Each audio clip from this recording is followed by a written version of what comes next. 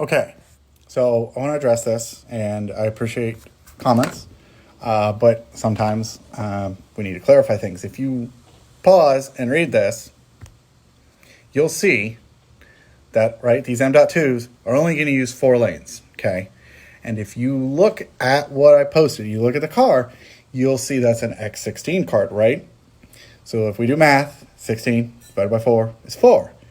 So that M.2 card is at max going to use 4 per. There's 4 cards. It's going to use all 16 lanes.